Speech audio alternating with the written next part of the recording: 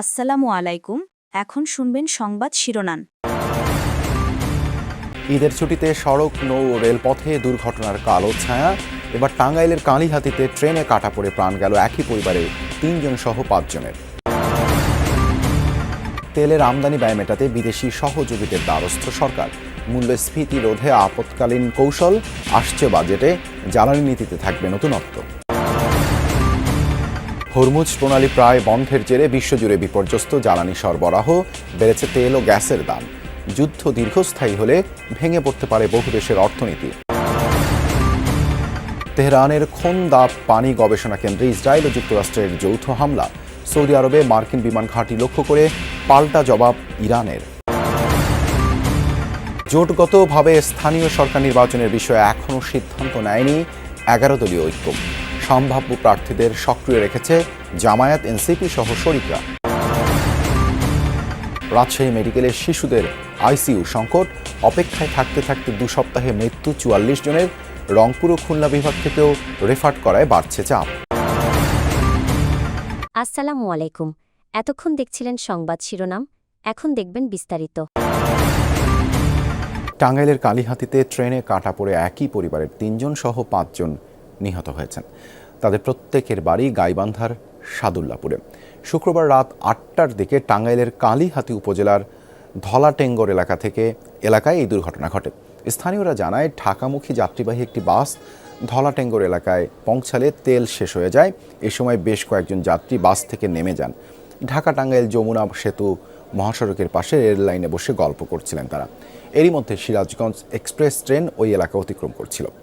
Rail লাইনে বসে অপেক্ষারত বাস যাত্রীরা কিছু বুঝে ওঠার আগেই ট্রেনে কাটা পড়েন। ঘটনাস্থলে নিহত হয় এক শিশু, 2 নারী ও 2 পুরুষ। এর মধ্যে 3 জন একই পরিবারের। নতুন শাড়িটা হাতে দেওয়ার পর মায়ের চওড়া হাসিটা দেখা হয়নি ছেলের। অনাগত সন্তানকে বাঁচাতে নিজের জীবনটাই গেল চলে। বিয়ের পর অন্তি সৌম্যের সংসারটা সাজানো হলো না আর। ডুবে যাওয়া বাসে মাকে বাঁচাতে না পারা ছোট শিশুর আহাজারি কাঁদিয়েছে সকলকে। এসব দুর্ঘটনার চিত্র এবারের ঈদের আনন্দকে কেবলই বিষাদে পরিণত করেছে। অথচ হাহাকার, আর্তনাদ ছাড়াও ঈদটা হতে পারত স্বস্তির। দুর্ঘটনা ছাড়া স্বস্তির ঈদযাত্রা কেবলই প্রত্যাশা থেকে গেল সবার। কবে মিলবে দুর্ঘটনা ছাড়া একটা নির্মল ঈদ? কিছুদিনের মধ্যেই জ্বালানি তেলের সরবরাহ বাড়বে, তবে আমদানি ব্যয় নিয়ে চাপ কমবে না। দরকার হবে বাড়তি অর্থ, যার যোগানে বিদেশি সহযোগীদের দ্বারস্থ হচ্ছে সরকার। বাজেট সহায়তা নিয়ে IMF-এর পাশাপাশি আলোচনা হয়েছে বিশ্বব্যাংক, ADB ও IDBর সাথে। প্রধানমন্ত্রী অর্থ উপদেষ্টা জানালেন, মূল্যস্ফীতি না বাড়াতেই আপৎকালীন এই কৌশল, যার বিস্তারিত থাকবে আগামী বাজেটে। নতুনত্ব আসবে জ্বালানি নীতি নিয়েও।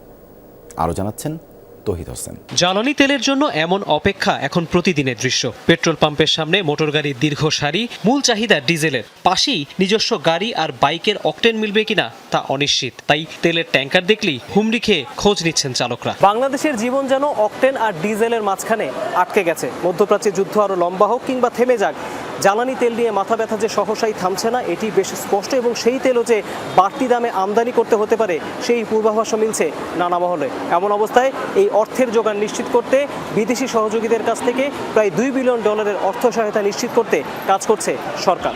18 কোটি মানুষের বাংলাদেশে সিংহভাগ তেলই আমদানি নির্ভর। ক্রুড আর রিফাইন্ড ফুয়েল আমদানিতে বছরে খরচ হয় প্রায় $1000 কোটি। গবেষণা সংস্থা জিরো কার্বন অ্যানালিটিক্স জেটসিএ বলছে, মার্চে বাংলাদেশ 2,93,000 টন ডিজেল আমদানির পরিকল্পনা করলেও এখন পর্যন্ত বাতিল হয়েছে 60,000 টনের অর্ডার। মধ্যপ্রাচ্য সংকট চললে বার্ষিক জ্বালানি আমদানি ব্যয় প্রায় $500 কোটি বাড়তে পারে, যা 2025 সালের তুলনায় 40% বেশি। হরমুজ প্রণালী প্রায় বন্ধের জেরে বিপর্যস্ত এশিয়ার পাশাপাশি যুক্তরাষ্ট্র, ইউরোপ, আফ্রিকার বহু দেশ। লিটার প্রতি বেড়েছে জ্বালানি তেল, গ্যাস, এমনকি জেট ফুয়েলের দামও। যানবাহন শূন্য হয়ে পড়েছে রাস্তাঘাট। বন্ধের সংখ্যায় বহু এয়ারলাইন্স জন প্রতি জ্বালানি তেল কিনতে নির্দিষ্ট লিটার পর্যন্ত সীমা নির্ধারণ করে দিয়েছে অনেক দেশ। যুদ্ধ দীর্ঘ হলে তীব্রতর হবে সংকট, ভেঙে পড়বে বহু দেশের অর্থনীতি, এমন আশঙ্কা করছেন বিশ্লেষকরা। গ্যাস স্টেশনের বাইরে দীর্ঘ লাইন, বিরস মুখে দাঁড়িয়ে মানুষ। গেল এক মাসে মার্কিন ইসরায়েল যৌথ বাহিনীর হামলায় মধ্যপ্রাচ্যে শুরু হওয়া যুদ্ধের উত্তাপ ছড়িয়েছে গোটা বিশ্বে। হরমুজ প্রণালীর পথ প্রায় বন্ধ হয়ে যাওয়ায় ব্যাপক জ্বালানি সংকটে যুক্তরাষ্ট্র, এশিয়া, ইউরোপ, আফ্রিকা ও দক্ষিণ আমেরিকার বহু দেশ। গেল এক সপ্তাহেই জ্বালানির দাম গ্যালন প্রতি 40 সেন্টেরও বেশি বৃদ্ধি পেয়েছে খোদ যুক্তরাষ্ট্রেই। জার্মানিতে যা বেড়ে দাঁড়িয়েছে প্রতি লিটারে 12 থেকে 18 সেন্ট।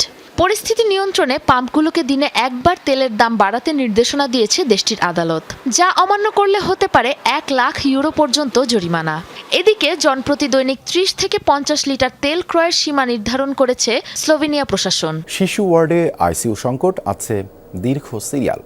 রাজশাহী মেডিকেল কলেজ হাসপাতালে অপেক্ষায় থাকতে থাকতেই তাই প্রতিদিন মৃত্যু হচ্ছে শিশুদের। হিসেব বলছে গেল 2 সপ্তাহে এভাবে মারা গেছে 44 শিশু। রংপুর ও খুলনা বিভাগের সরকারি হাসপাতালগুলোতে শিশুদের পর্যাপ্ত আইসিইউ সুবিধা না থাকায় গুরুতর রোগীদের রামেক হাসপাতালে পাঠানোয় চাপ বেড়েছে।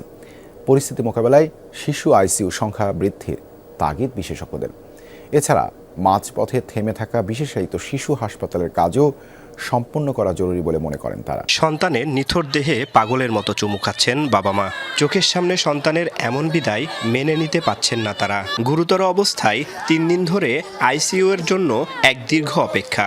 কখন আইসিইউতে একটা সিট খালি হয়। কিন্তু সিরিয়াল আসার আগেই শুক্রবার অসহায় বাবা মায়ের চোখের সামনে মৃত্যুর কোলে ঢলে পড়ে 8 মাসের শিশু আব্দুর রহমান। খুবই অব্যবস্থাপনা, নার্সের সংখ্যা খুবই কম, ডাক্তার কম। বৃহস্পতিবার 26 তারিখ, আজকে 27 তারিখ, আজ 2-3 দিন যাবৎ কোনো বড় ডাক্তার নাই। আর ডায়রিয়ার রোগী, হামের রোগী, নিউমোনিয়ার রোগী সব একই সাথে। একটা অসুখ নিয়ে আসলে 10টা অসুখ তৈরি হয়ে যাচ্ছে।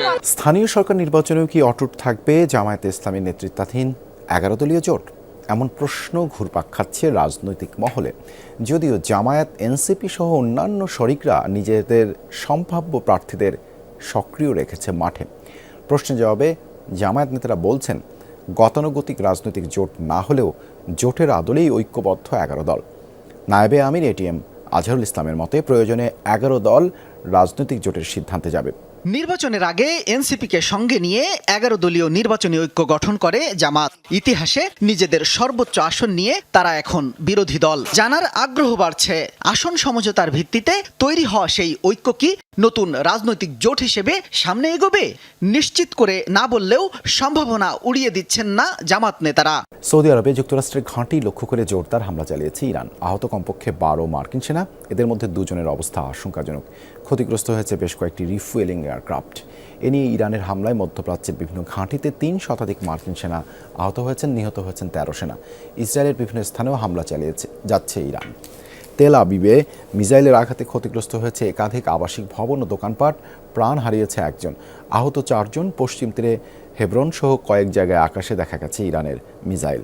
ইরানেও অভিযান অব্যাহত রেখেছে যুক্তরাষ্ট্র। ইসরায়েল পরমাণু স্থাপনার পর শুক্রবার বড় ধরনের হামলা চালিয়েছে তেহরানের খোন্দা পানি গবেষণা কেন্দ্রে। জানজানে যুক্তরাষ্ট্র ইসরায়েলের যৌথ হামলায় নিহত হয়েছেন 5 জন, আহত 7 জন।